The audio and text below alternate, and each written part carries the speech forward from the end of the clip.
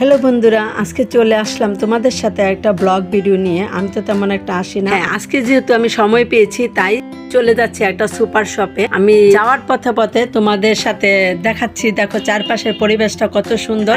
এই যে এখানে যখন আমি সুপার শপে ঢুকতে যাব তার আগেই দেখি এই যে ভ্যানে এই ফুল গাছগুলা, তো এই গাছগুলা দেখে আমার খুব ভালো লাগলো।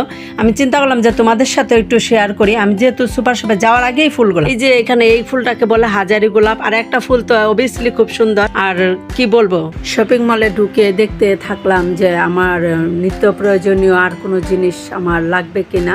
কুড়ে তো প্রতিদিনই আসি, আর যখনই কোনো জিনিসের প্রয়োজন হয় তখনই আমি শপিং মলটাতে ঢুকে যাই এবং আমার সংসারের জন্য যে প্রয়োজনীয় জিনিস থাকে আমি ওগুলা ঘুরে ঘুরে নিতে থাকি। আজকেও দেখতেছি তা আমার তেমন একটা প্রয়োজন নেই, তো আমি তারপরে দেখতেছি